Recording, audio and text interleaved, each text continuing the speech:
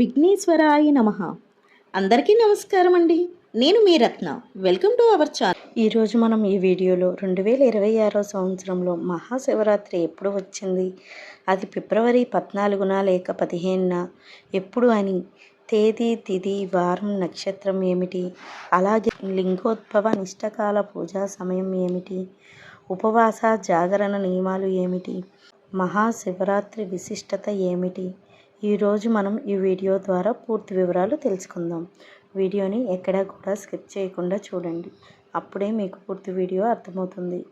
అంతకంటే ముందుగా మొదటిసారి నా ఛానల్ చూసినట్లయితే తప్పకుండా ఛానల్ సబ్స్క్రైబ్ చేసుకోండి. పక్కనే ఉన్న బెల్ ఐకాన్ ప్రెస్ చేయండి, అప్పుడే నోటిఫికేషన్ రూపంలో నా ప్రతి వీడియోని మీరు చూడగలుగుతారు. ఇంకా వీడియోలోకి వెళితే, మాఘమాసంలో కృష్ణపక్ష చతుర్దశి అర్ధరాత్రి వ్యాప్తి చెంది ఉన్న రోజును మహాశివరాత్రిగా పరిగణింపబడుతుంది. అమావాస్యకు ముందు వచ్చే కృష్ణపక్ష చతుర్దశి నాడే శివరాత్రి జరుపుకోవాలని శాస్త్రాలు నిర్ణయించాయి. అన్ని పండగలు పగటిపూట జరుపుకుంటే ఈ పండగ మాత్రం రాత్రిపూట జరుపుకుంటాము. మహాశివరాత్రి రోజున అర్ధరాత్రి 12 గంటలకు జ్యోతిస్వరూపుడైన శివుడు లింగ రూపంలో దర్శనమిచ్చే పవిత్ర పర్వదిన కాలం శివరాత్రి రోజు. పగలంతా ఉపవాసం ఉండి మనసును దైవచింతన గావిస్తూ రాత్రి సమయంలో శివుడి అనుగ్రహం కొరకు నిద్రపోకుండా అంటే జాగరణతో మేల్కొని భక్తి శ్రద్ధలతో అభిషేకాలు, పూజలు, భజనలతో శివుణ్ణి కొలిచి తరిస్తారు. మహాశివరాత్రి రోజు ముఖ్యంగా పాటించవలసినవి 3 ఉన్నాయి. వాటిలో మొదటిది ఉపవాసం, రెండవది రాత్రి జాగరణ, మూడవది శివనామ స్మరణతో అభిషేకాలు చేయడం. మహాశివరాత్రి రోజున శాస్త్రోక్తంగా శివుణ్ణి ఆరాధించిన ఎలాంటి మంత్రాలు తెలియక కేవలం భక్తితో శివలింగం మీద చెంబు నీళ్లు పోసినా రెండూ తనకు సమానమే అంటాడు ఆ కైలాసనాథుడు. ఈ రోజుని శివపార్వతుల వివాహం జరిగిన రోజుగా చెబుతారు. అంతేకాక ఈ మహాశివరాత్రి రోజు రాత్రి శివుడు తాండవం చేసే రోజుగా కూడా పరిగణిస్తారు. అయితే హిందూ క్యాలెండర్లో ప్రతి నెలలో వచ్చే శివరాత్రిని మాస శివరాత్రి అని అంటాం. కానీ ప్రతి సంవత్సరం శీతాకాలం చివరిలో, వేసవికాలం ప్రారంభంలో అంటే మాఘమాసంలో ఫిబ్రవరి నెల కానీ మార్చి నెల కానీ వచ్చే శివరాత్రిని మహాశివరాత్రి అంటాం. చాంద్రమాన నెల లెక్కింపు ప్రకారం మహాశివరాత్రి మాఘమాసం కృష్ణపక్ష చతుర్దశి తిథి రోజున వస్తుంది. అలాగే ప్రతి సంవత్సరం మాఘబహుళ చతుర్దశి రోజు చంద్రుడు శివుని జన్మ నక్షత్రమైన ఆరుద్ర నక్షత్రయుక్తుడైనప్పుడు వస్తుంది. శివుడు ఈ మహాశివరాత్రి రోజే లింగాకారంగా ఆవిర్భవించాడని కూడా శివపురాణంలో ఉంది. అయితే ఈ 2026 సంవత్సరంలో మహాశివరాత్రి ఎప్పుడు వచ్చిందో ఇప్పుడు తెలుసుకుందాం.